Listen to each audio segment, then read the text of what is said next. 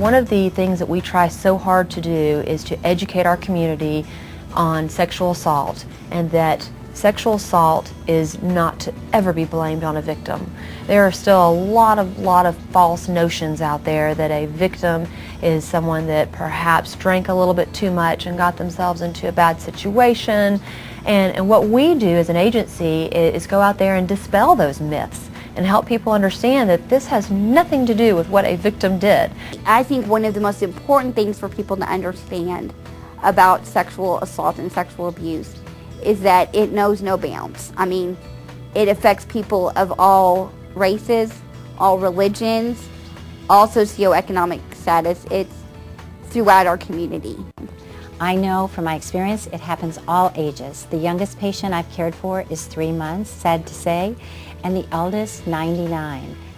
I was involved with a sexual assault in Austin about 12 years ago. It is something that has affected me in various ways. Everything changed that night. Everything about myself, who I am, who I trusted, my spirituality, so many things in my life were affected that I really had no idea. I thought it was just something that I could gloss over and pretend really didn't happen. I'm a survivor of child sexual assault perpetrated by my father from the age of 10 to 19. And I really had a hard time dealing with that and didn't tell anyone about it until I was 20 years old and had already been married, and really had a difficult time at first with dealing with it. Hated myself, hated everybody around me, had a lot of rage, a lot of anger.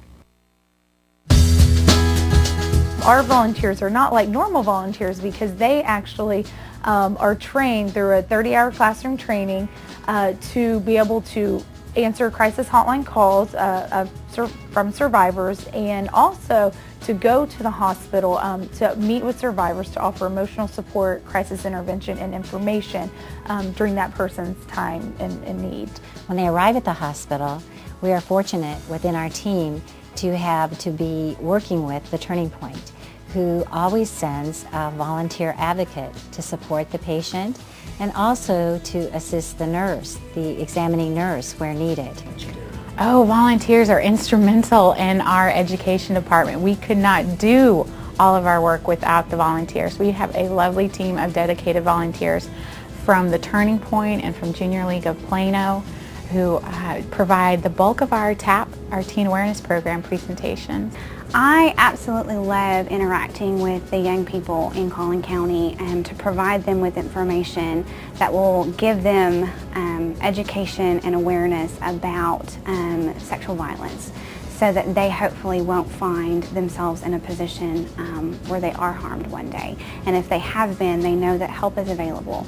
They know that there are resources out there for them, and that they're not alone. Well, being on the board for The Turning Point is a very rewarding experience. It is a lot of hard work. We put a lot of time into this agency because the board is essentially does a lot of the fundraising. The board is very active in its involvement. When we talk about our monthly board meetings, when we talk about annual events that we have to do as an organization, we're all tied in together as a unit, so to speak, and we support each other. To me, being able to be involved in a way that helps to prevent sexual assault and to show the signs of sexual assault is paramount. And then second to that, of course, is that we can't avoid the fact that it happens. And being involved in a way that helps people to survive and to come out of it on the other side with a healthy aspect of their lives is, to me, very important. The Turning Point is probably one of the best organizations I have ever worked for. They're very caring people. They're very on top of all the latest laws.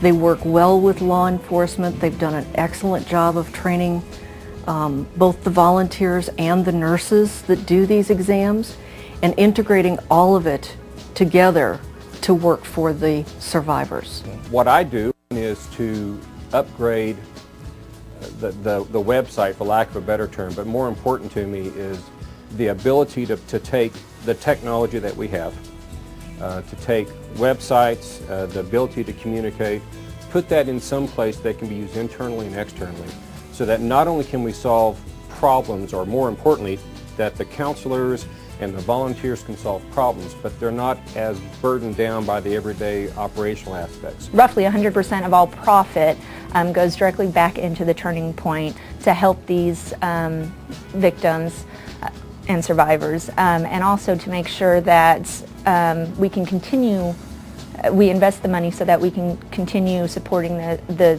Turning Point in the long term. What is challenging for us is getting that message out and getting people to understand how valuable their donation really is, that it makes such a huge impact on lives. If it weren't for agencies like the Turning Point, we would have so many more damaged people who turn to drugs, who turn to alcohol, substance abuse, prostitution, violence. It would just, because you have to be able to expel those emotions and work through them.